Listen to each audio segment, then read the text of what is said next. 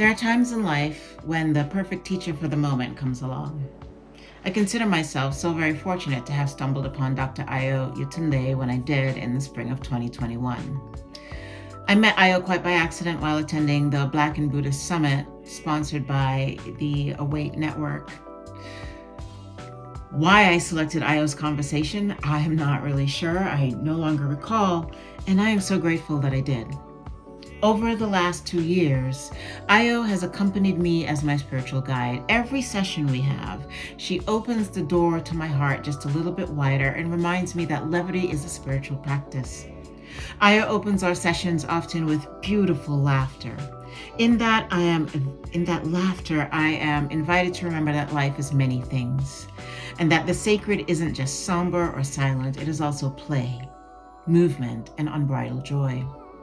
She reminds me to be real, to drop the pretense of acting as if I'm on a spiritual quest, and instead live completely, just live fully, alive as one who is imperfect. And here in every present moment. What I've grown to appreciate most about Ayo is that her Blackness, her queerness, her Buddhistness are commingled. She models for me how to be a full self in a world that wants us to shrink or siphon off pieces of who we are to fit into molds that weren't ever made for us. She does all of that while practicing and inviting the practice of compassion, of self and other, keeping a focus on BIPOC liberation. And she will not let me play small. So here's another way Ayo is an inspiration to me.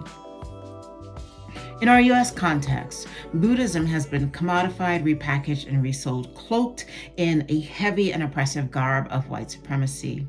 To engage Ayo's work is to awaken to the reality that there is a place for BIPOC folks and for Blackness within Buddhism here in the West. She writes in her essay, Voluntary Segregation, in the book Black and Buddhist, since post-colonial spirituality involves excavating indigenous teachings, those wanting to practice post-colonial Buddhism stand at the threshold of reclaiming the shamanistic side of Buddhist practice.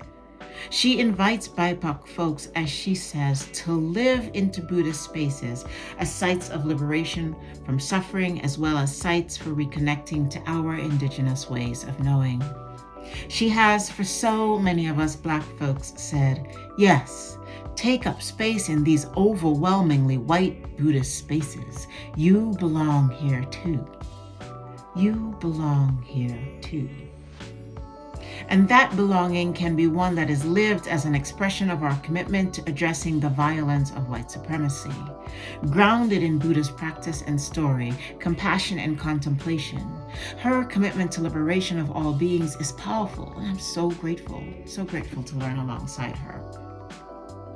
You can learn more about Ayo at her website, www.ayoyetunde.com.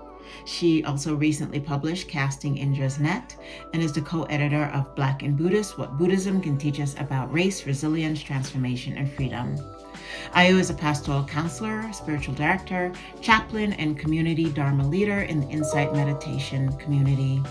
She's an associate editor with Lion's Roar magazine and co-founder of Center of the Heart and of Buddhist Justice Reporter.